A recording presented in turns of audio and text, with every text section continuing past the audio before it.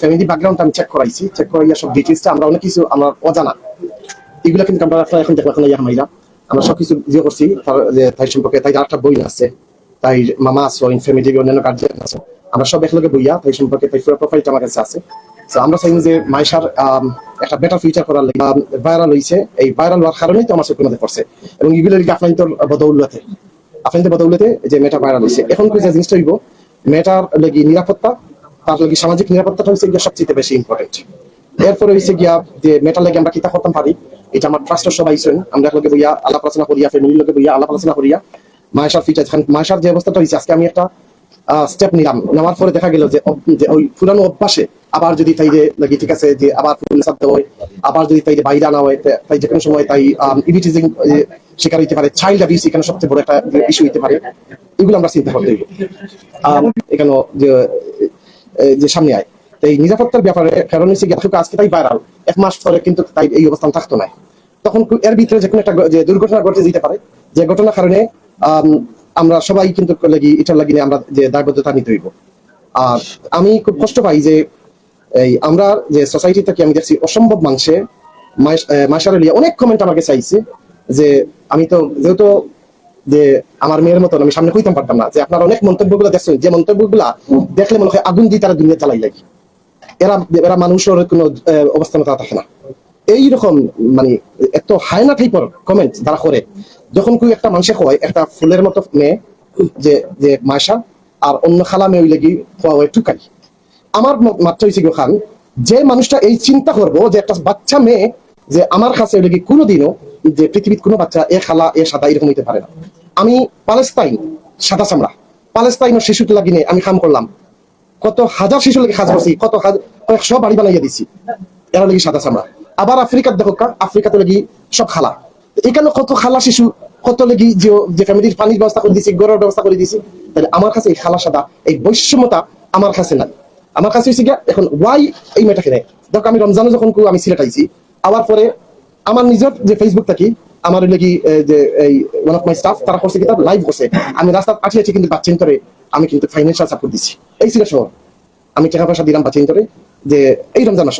আমি সিলেটের metropolitan police commission মহোদয়ের কাছে আমি ফোন দিলাম, কারণ তাই এর আগে কিছু পথ শিশু দিয়া এর আগে তাই অনেক কাজ করছে, তো যার কারণে আমি তাহলে ফোন দিলাম, ফোন দিয়ে আমি কইলাম মেয়েটার আপনার একটু খুঁজে বাইর করো। এখানে পাবেল ভাই না খেয়ে আসুন তান্তানুল্লাহ কিছু মানুষের কারণে কিন্তু এই মেয়েটা কিন্তু আজকে আমি পর্যন্ত পড়ছে। শুধু তাই নয়, হয়তো আমি যতটুকু শুনছি যে তাই স্টার্টিং করছে, এরপরে আমরা অনেক বাকি যে ইউটিউবার আছে আসলে লিয়াইছেন, কিন্তু এই খারাপ মেসেজ কিন্তু আমরা সমাজে যাওয়ার এবং মেয়েটা কিন্তু নিরাপত্তা এখানে কিন্তু এই যাওয়ার। সো আমি আশা করি যে আপনারা কিন্তু এই বিষয়টা খেয়াল রাখবা। আর আমরা সিলেটর গণপ্রজাতন্ত্রী বাংলাদেশ সরকারের যে আমরা 3 জন মন্ত্রী মহোদয় আমরা এই সিলেট আছেন আলহামদুলিল্লাহ, এটা আমরা লাগি বিশাল বড় খাওয়া। সো আমরা 3 জন মন্ত্রী মহোদয় আমি তান্তানোর কাছে রিকোয়েস্ট করবো, প্রয়োজনে আমি তান্তানে একজনের পার্সোনালি ফোন দিব, ফোন দিয়ে আমি রিকোয়েস্ট করি যে আমরা কত শিশু লাগিয়ে যেন আমরা যে সবাই জানি আমরা একটা উদ্যোগ নেন, তাই যে উদ্যোগ নিবা। আমি পর্যায়ে লাগি অলরেডি সিলেটের যে আমাদের জেলা প্রশাসক মহোদয় ডিসি মহোদয়ের সাথে আমার অলরেডি আলাপ হয়েছে, তাই একটা হোমওয়ার্ক করা যে কিরকম কত শিশু অন্যান্য বাচ্চা যারা আছে তারা লাগিয়ে কি করা যায়, প্রয়োজন এটা লাগি সরকারের যে প্রয়োজন হয়, যদি এখান তো প্রয়োজন আমি মাননীয় প্রধানমন্ত্রী পর্যন্ত এই প্রস্তাবটা আমি পৌঁছাইয়া প্রয়োজনে আমি তার লগে 1-to-1 মাতিয়া আমি ব্যবস্থাটা করবো যাতে আমরা সিলেটের কত শিশু লাগে কাজ করতে পারি। আর যারা যে কোনো আইডিয়া নাই যে কত শিশু লইয়া, আপনারা দেখবা যে আমার বাসা হচ্ছে কি ঢাকা গুলশান, তো ঢাকা গুলশানোর আমরা এখানে যে বস্তি এলাকা আছে, ঢাকা ভার্সিটি যে এলাকা আছে, আমি কিতা করলাম বা চিন্তা লাগে, বিকজ এই যে মেয়েটা আছে এই মেয়েটার জন্ম আমার ঘরে হইতে পারতো, অর্থাৎ আল্লাহ রাব্বুল আলামিন তাইরে আমার সন্তান হিসেবে দুনিয়া দিতে পারত, তাই মাঝে আর আমার মেয়ের মাঝে, আমার মেয়ের নাম লাগে ফারিস্তা, আমার মেয়ের মাঝে কোনো ব্যবধান নাই। মেয়েটার জানি মেন্টাল প্রেশার দিই না, মেয়েটারে গিয়ে আমরা বারবার আপনারা নিজে দেখো, আমার কাছে কয়েকজন সাংবাদিক ভাইরা আমার দিয়েছেন কয়েকটা ভিডিও দিয়েছেন, যে ভিডিওর মাঝে যে কিছু ইউটিউবাররা তাইরে সামনে রাখিয়া যে অশ্লীল যে কিছু কিছু শব্দ ইউজ করছে আমার সন্তানের সামনে করলে আমি কিন্তু আল্লাহ ওয়াস্তে আমি দুনিয়া থেকে বিদায় দিলাম। আমার সামনে এটা করলে আমার সন্তানের সামনে পৃথিবীর কোনো বাবা এগুলো সহ্য করতে পারতো না, এত যে ওয়ার্ড গুলো ইউজ করা হয়েছে অসম্ভব। মানে যে এত কুরুচিপূর্ণ যে ওয়ার্ড গুলো ইউজ হয়, এগুলো আমি যেটা আমি আমার মেয়ের সামনে হয়তো এখন হইতে পারতাম না। সো যখন আমি আপনাদের সবাই রিকোয়েস্ট করবো যে আপনাদের মাধ্যমে আমি পাইছি, এবং আপনারা কিন্তু এখন মেটার প্রোটেকশন দরকার। যেমন এমন কোন এরা মানুষ নাই, এরা মানুষ দেখতে মানুষ কিন্তু ভিতরে খায় না, জানোয়ার। যারা এই শব্দটা ইউজ করে বাচ্চাদের বেলা খালা সাদা বৈষম্যতা করে বাচ্চা বাচ্চা। হ্যাঁ, আমার দুইটা প্রশ্ন। প্রথমত হচ্ছে কি বাচ্চা ফাইজার আছে, আর দ্বিতীয় প্রশ্ন হচ্ছে আপনি কি ফাইজার বাইরেও আরো যারা পথ শিশু আছে বা আপনাদের সুবিধা বঞ্চিত শিশু আছে তাদের জন্য আপনার কোনো পরিকল্পনা আছে? আমি অলরেডি বলছি যে আমি অলরেডি এই প্রস্তাবটা দিচ্ছি। আমি অলরেডি সিলেটের ডিসি মহোদয়ের সাথে কথা বলছি। আমি আপনাদের মাধ্যমে আমাদের যে গণপ্রজাতন্ত্রী বাংলাদেশ সরকারের 3 জন মন্ত্রী মহোদয় আছেন সিলেটে, ওনাদের কাছে বলতেছি, এবং প্রয়োজনে আমি ওনাদেরকে পার্সোনালি ফোন করে বলবো। ওনাদেরকে কিন্তু উদ্যোগ নিতে হবে যে আল্লাহ রাব্বুল আলামিন চাইলে ওর ঘরে আমাকে জন্ম দিতে পারতো, আমার ঘরে ওরে জন্ম দিতে পারতো। আল্লাহ হচ্ছে খালিকুল মালিক, গফুরুর রহিম, রহিমুর রহমান। এবং সেই জায়গা থেকে আমি বলতেছি ইনশাআল্লাহ এটা হবে। এবং ফাইজার যে কে পাচ্ছে, কথাটা কে পাচ্ছে না, আমি আপাতত যে অবস্থানে আমি আমার যে ট্রাস্টেড লোকদেরকে নিয়ে কথাবার্তা হয়েছে বা অনেক বিভিন্ন মাধ্যমে কথা হয়েছে, তো আপাতত হচ্ছে ফাইজার যে অরিজিনাল পরিচয়টা আমার কাছে সব লিগ্যাল ডকুমেন্টস আছে। ফাইজার আর একটা বোন আছে। হ্যাঁ, আচ্ছা, একটু আমাদেরকে একটু সাংবাদিক ফাইজার ফ্যামিলি মেম্বারদেরকে একটু নিয়ে আসতে চাচ্ছি। একটু রাস্তাটা দিয়ে দেন, আমি আপনাদের সামনে আপনি একটু আচ্ছা একটু জায়গাটা দেবেন। আপনি অ্যানাউন্স করার পর কিন্তু লাখ লাখ দর্শক কিন্তু লাখ লাখ দর্শক কিন্তু একটা আগ্রহ নিয়ে বসে আছে যে পায়েল প্রেমানন্দ চৌধুরী কি দিচ্ছে আসলে পায়েল। আচ্ছা, আমি একদম পুরা যে একটা ফলের দোকান ওনাকে দিতে রাজি আছি, যাতে উনি এখানে একটা ফলের দোকান, একটা কর্মসংস্থান ব্যবস্থা করে, যাতে ওখান থেকে উনি ব্যবসা করতে পারে, যে পুঁজি চুজি সহ প্রয়োজন হয় 2-1 মাস এই যে ফলের দোকানে যা যা করা লাগে সবকিছু আমি যে আমার ট্রাস্টের পক্ষ থেকে করা হবে, যাতে আমরা এক্সপেক্ট করতেছি উনার হয়তো মাসের রেভিনিউ মিনিমাম আরওআই যাকে বলি, রিটার্ন অন ইনভেস্টমেন্ট, মিনিমাম 40-50 হাজার টাকা হয়তো মাসে ওনার আসতে পারে। সেটা থেকে হ্যাঁ আমি আসতেছি আপনাদের, যেটা দিয়ে ওনার নানির যে ইয়েটা ওনার যে প্রয়োজন সেটা মিটল। এই কারণটা হচ্ছে যাতে আমার ফাইজাকে নিয়ে উনি আবার ফুলের দোকানের সামনে নিয়ে পাবলিকলি এটা আবার দেখেন, একটা জিনিস আমাদেরকে মানতে হয়, অভ্যাসে দাস। এমন হতে পারে যে আমার ফাইজা থাকলে আমার ফুল বেশি বিক্রি হচ্ছে, তাই আমি আজকে ফাইজাকে আবার কালকে নিয়ে নেই, এমন হতে পারে না। এটা আমাদের বিবেক দিয়ে চিন্তা করেন। তো আমার কথা হচ্ছে নানিকে যে আপনি ফুল আর বিক্রি করার দরকার নাই, আমি বলছি আপনি ফুলের দোকান দিলে ফুলের দোকান দিব, উনি ফলের দোকান দিতে চাচ্ছে, আমরা ওনাকে ফলের দোকান দিব, উনার যে নিডটা আছে ওনারটা উনি দেখুক। হ্যাঁ, যার কারণে আমরা ওনাকে একটা ইনভেস্টমেন্ট দিয়ে দিব। ফাইজার জন্য আমি চাচ্ছিলাম যে ওকে স্কলারশিপ না দিতে, কি ব্যাপারে যে ওকে যে মানে ওকে হচ্ছে বোর্ডিং স্কুল, সরি বোর্ডিং স্কুলে ভর্তি করার জন্য, যাতে বেটা বোর্ডিং এর মধ্যে থাকে, সবকিছু করে। ওনার নানি এটা মানতেছে না, ওনার নানি না করছে যে আমার মেয়ে, সরি আমার নাতি আমার কাছে থাকবে। আবার ওনার নানি কিন্তু ওর যে ফাইজার বাবা, কিন্তু ফাইজার তো বাবা আছে কিন্তু ফাইজার মা নাই, কিন্তু ওনার নানির যে হাজবেন্ড ওটা কিন্তু লাগি যে ফাইজার আপন নানা না, ওটাও কিন্তু ওনার পরের বিয়ার। সো এই যে অবস্থা, উনি মনে রিক্সা চালায় নাকি এগুলো করে বা মানে যাই হোক, আমি তো এখন যে জিনিসটা হচ্ছে ফাইজার নিরাপত্তা কি, এখানে আমাদের কোনো কথা নাই। ফাইজার লেখাপড়া, বোর্ডিং স্কুলে যাওয়া, ফাইজাকে মানুষ করা, ফাইজারকে উন্নত লেখাপড়া করানো, এবং ফাইজাকে মনে করেন যে যখন যে ফাইজার যে এই মুহূর্তে যদি আমি ফাইজাকে একটা বিচার বাড়ি দিই, তাও কিন্তু আমি আইনগতভাবে পারতেছি না। সো প্রয়োজনে আমি লিখিতভাবে দিব, at the age of 18 Faiza will receive a house. আমি ফাইজার 18 বছর বয়সে আমি ফাইজার বিয়ে শাদী দিব, তার বাড়ি করে দিব, সব করে দিব। কিন্তু আমাদের মাধ্যমে সবার সামনে বলতে চাচ্ছি, যদি ওনারা বোর্ডিং হোমে দিতে চায় সবথেকে ভালো হবে, কারণ ওই মেয়েটা পুরো নিরাপত্তা থাকবে। তাহলে কিন্তু অনেক যে কুচক্র মহল বারবার গিয়ে তার ভিডিও করে এই কুচক্র শব্দগুলো ব্যবহার করবে না, যেটা হচ্ছে আমি নিরাপত্তা চিন্তা করতেছি। আপনি দেখেন আমাদের দেশে চাইল্ড অ্যাবিউজ সব থেকে আমি টাকাটা কিন্তু আপনারা জানেন, টাকা থাকবে না, টাকা খরচ হয়ে যাবে। তো আমি মেয়েটা যদি কিছু করলাম, 2 দিন পরে আমি আপনাদেরকে দায়িত্ব নিয়ে বলতে পারি, 2 দিন পরে মেয়েটা যখন ফুল বিক্রি করতে আসবে আবার, তখন বলা হবে ফাহিম আল চৌধুরী বললেন ওর দায়িত্ব নিছেন, মেয়েটাকে আবার ফুলের মার্কেটে দেখা যায় কেন? কিন্তু এটা কেউ চিন্তা করবে না, এটা যে অভ্যাসের দাস, তার ইচ্ছা করে এটা করতেছে। আমি যে মেয়েটাকে দায়িত্ব নিতে চাচ্ছি, আমি যা চাচ্ছি তা পাচ্ছি না, আর আমি জোর করতে চাচ্ছি না, মেয়েটার মেন্টাল কোনো ধরনের প্রেশার আমি দিতে চাচ্ছি না। সো আমরা এই বিষয়টা নিয়ে আমরা আপাতত আমার অফিস রুমে, আচ্ছা আমি চাচ্ছি কি, আমার সেকেন্ড অপশনটা হচ্ছে যদি ওরা যদি 2 বোন একসাথে থাকে, দেখেন খেলাধুলা করে বড় হতে পারলো, 2 বোন যদি একসাথে থাকে, আমি এটা চাচ্ছিলাম তারা 2 বোনের সাথে থাকুক। আপনার কিছু বলার আছে? আপনি কি আপনি কি চাচ্ছেন একটু বলেন। আমি বুঝি তো সামনে আসলে গেছে দেখেন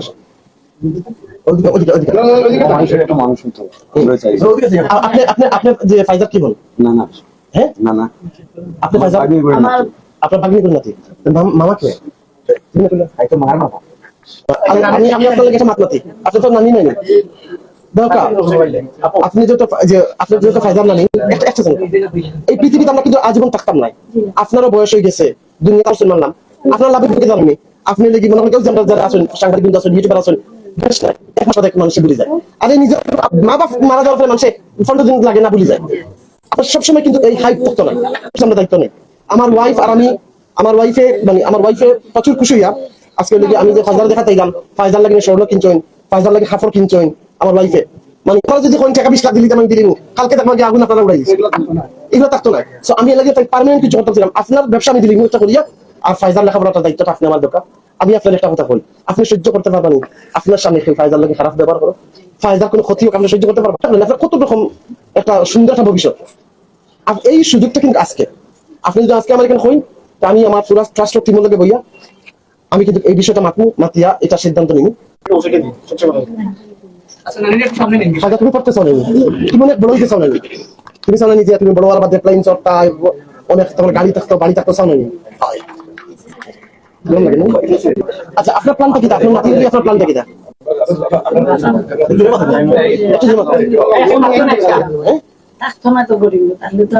আচ্ছা তাই থাকতো না এখানে ডোনেশন করবো আমি কারণ ডোনেশন করবো আমি স্কুলের যাতে কর্তৃপক্ষ করে আমি সব ধরনের ফ্যাসিলিটি দিই যে বোর্ডিং স্কুল আমি দিই বোর্ডিং স্কুলের মনে একটা ভালো একটা ফিচার করে দিন তারা শুধুমাত্র ফায়দা লাগে এখন আমার কিছু আপনার অ্যাক্সেস থাকবো মেটারে আজকে চিন্তা করে আল্লাহ না করে যদি মেয়ের কোনো একটা সমস্যা হয় তখন আপনারা কিতা করবেন আমরা সিলেট অনেকটা শব্দ আছে আচ্ছা ফাইজাল এখন অন্য হাল না দিই তো এখন আমরা কিন্তু সিদ্ধান্ত দিতে পারতাম না ঠিক আছে আপনারা কাম করবেন এই আপনারা সাংবাদিক বিন্দু ভাই আপনারা দেখা জন্ম নিবন্ধন থাকবে স্কুলে গেছেন আরো প্রচুর মেয়ে আছে জিন্দাবাজার বেলুন বিক্রি করে এবং বিক্রি করে আমি একটা ছবি পাইছিলাম সমকালো এখন আপনি যে বোর্ডিং দেওয়ার দায়িত্বটা আমার দিলাম আমি আপনার আবার কইলাম দোকান আপনি কিন্তু ফুল বাসা লাগতো না আপনার দোকান হইব ফলের দোকান হইব এবং মেটাল লেখাপড়া হইল আচ্ছা আপনি কি চিন্তা করেন কিনা যে আপনি নিজে চাই না যে আপনার নাতিন লেখাপড়া করা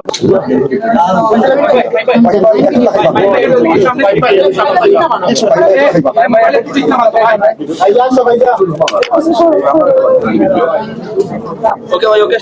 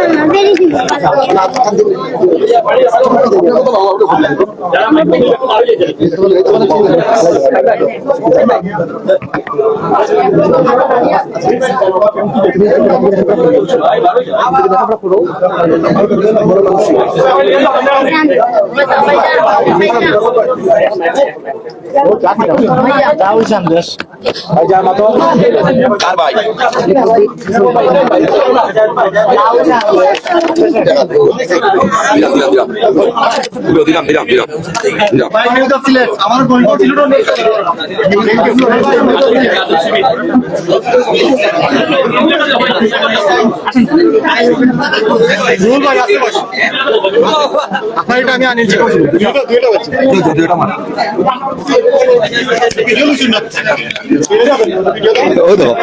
দর্শক আপনারা দেখছেন সিলেটের বিশিষ্ট দানশীল ব্যক্তি ফাহিম আল চৌধুরী ইতিমধ্যেই সিলেটের আলোচিত আমাদের যে ফুলকন্যা ফাইজা আক্তার মাইশাকে পরামর্শ দিচ্ছেন এবং ওর ভবিষ্যৎ সুন্দর করে গড়ে তোলার জন্য তিনি সমস্ত দায়িত্ব দিচ্ছেন এবং তার পারিবারিকভাবে যে কিছুটা যে বিষয়টি রয়েছে সেটা কিন্তু তিনি চেয়ে নিচ্ছেন এমনটা আমরা দেখতে পাচ্ছি প্রিয় দর্শক।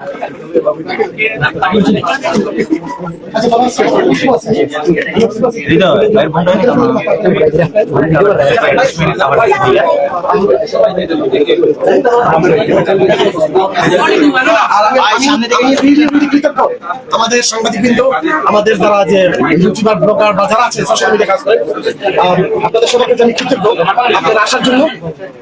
এরপরে হচ্ছে আপনাদের মাধ্যমে থেকে মেয়েটা কিন্তু সামনে আসছে আপনাদের সব আপনাদের আল্লাহ রাব্বুল আলামিন এবং আপনাদের ছিল আমি আপনাদের সহযোগিতা চাচ্ছি। দেখেন আজকে 2 দিন পরে হঠাৎ করে দেখবেন মেয়েটা বাসুর বিক্রি করতেছে তখন আপনারাই বলবেন ফাইন ভাই আপনি কি করলেন, আপনারাই বলবেন ফাইন ভাই কি করলেন।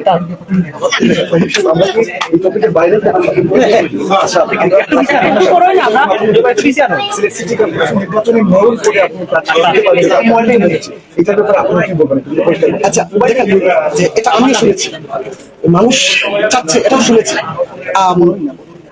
সবচেয়ে বড় যে কথা হচ্ছে, আপনি আমার মতো খেয়ালত বুঝেন তো, এতদিন আমি অনেক অনেক সামনে চলে যেতাম, আমি হয়তো আপনাদের কোনো কিছু বলি নাই।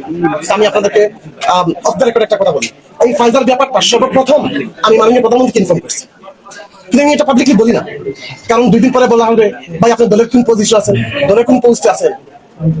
তো আমার উত্তরটা হচ্ছে এটা, আমি একজন বাংলাদেশপন্থী, একজন সিলেটপন্থী, আর আমি জনাব তারেক রহমান সাহেবের খুব ছোট একজন কর্মী। এত ছোট কর্মী আপনারা চিন্তা করতে পারবেন না, সামনে পার্টেক্স মনে হয় না নরম, ভিতরটা কিন্তু অনেক সবে হয়তো বলি না, যে স্টাইলে চলতেছেন শহীদ রাষ্ট্রপতি যেগুলো আমাদের কামড় করে চলতেছেন, ওনার মতো হওয়া খুব কঠিন ব্যাপার। এবং আমি সবসময় হযরত আবু বকর সিদ্দিক, হযরত ওমর রাজনীতি আমি বিশ্বাস করি, ওনাদের পায়ের নিচে জুতার নিচে দুলা করে যদি হতে পারি সেটাই আমার শক্তি। আমি ওই রাজনীতি করতে আল্লাহ যতদিন সুস্থ রাখে, যতদিন তৌফিক দেয়, এই সিলেটের জন্য ইনশাআল্লাহ আমি চেষ্টা করবো।